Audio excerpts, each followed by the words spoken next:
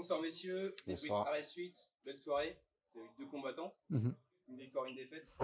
Comment s'est passée la prépa pour les 2 combattants?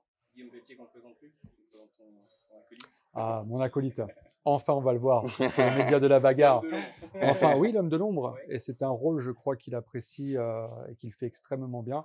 Donc aujourd'hui, JB travaille avec moi à la BTT. Il fait plus ou moins le même travail que moi. Donc il gère des combattants, il les manage.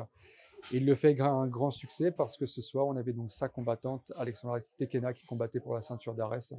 Donc voilà, très heureux qu'il soit parmi nous et de vous le présenter. Un an après ses débuts pro. Oui, tout à fait. Alex est venu sur le camp en Bulgarie l'année dernière. Un an plus tard, elle fait la ceinture d'Arès. Donc c'est plutôt un grand succès. Et on espère en avoir de nombreux comme elle parce que c'est un vrai plaisir de travailler avec elle. Ouais. C'est une grosse team la BTT. On a beaucoup de combattants, c'est vrai. Beaucoup de combattants, mais très actifs. C'est important de le préciser. Voilà, c'est une grosse team. On a de bons résultats. On a demain Benoît qui va combattre à l'UFC. Donc ouais, on est ravis. Tout se passe bien. Au niveau de la préparation, on a affronté Samir Fagin.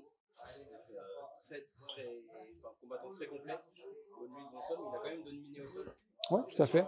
Est-ce que vous avez travaillé? Absolument. En fait, moi, je connais Chage depuis très longtemps. Ça fait 5 ans qu'il est en contrat avec la BTT. On a commencé ensemble dans ce qui était la plus grosse organisation russe à l'époque, le Fight Nights Global.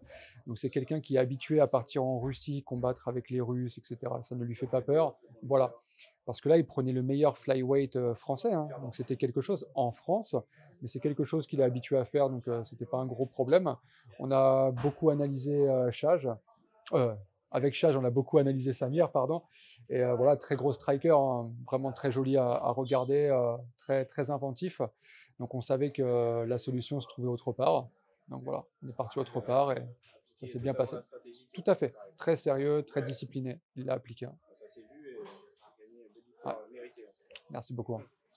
Sur la prépa d'Alex, on a reçu la bagarre il y a quelques jours, un mois à peu près. On nous avait promis des genoux. On en a eu beaucoup de training, ça n'a pas suffi. Est-ce qu'il a manqué sur ce combat pour Bon, il a manqué peut-être un petit peu de temps, on va dire, parce qu'on s'est un peu fait surprendre vers la fin du round où Alex dominait quand même une bonne partie, avait des bonnes percussions, avait le centre de la cage. C'est elle qui amenait les échanges, donc on pensait qu'on allait le finir quand même en le gagnant. Et bon voilà, Siric, ça reste le top Europe à ce poids-là. Et une erreur, ça arrive très vite. Une seconde d'inattention, ça peut provoquer une soumission. Donc bon. C'est parce que c'était du synchrone, parce qu'elle a démarré doucement, ou c'était vraiment... Non, c'est un peu Alex aussi qui... Ouais, quand même. Elle s'est quand même accélérée fort, mais elle sait gérer. Et on savait que passer le 3e round pour Alex, ça allait pouvoir se finir.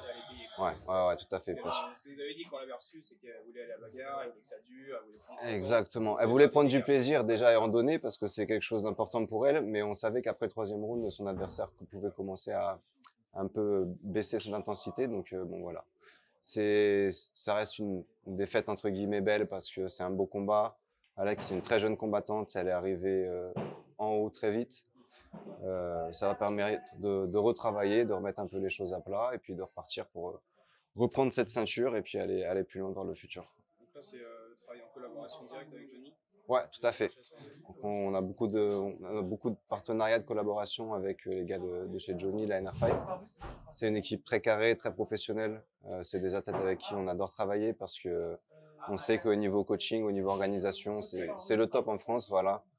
Et on va continuer à augmenter ce partenariat parce que la NR commence à être une des gyms françaises les plus performantes à l'heure actuelle, que ce soit en amateur et en pro. La question, ce sera quoi son repas malgré la défaite où elle s'est privée pendant 2-3 mois pendant le camp? Ce sera quoi son cheat meal? Ouais, je pense qu'elle saura se faire plaisir.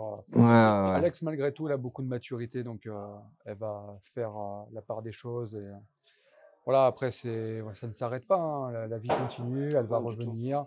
Elle peut se remettre très vite sur la route de la ceinture. Donc, ouais, et puis comme on dit, elle a commencé en décembre. Elle arrive à 3 combats pro avec une hype incroyable, du public qui la soutient. un très beau début d'aventure. Pour l'avoir ailleurs qu'à Arès.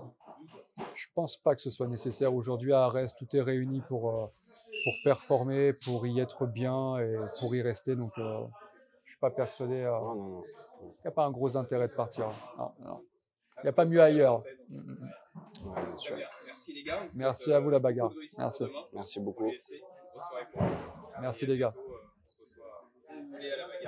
C'était un plaisir. On se revoit très vite. Merci. Merci. À bientôt.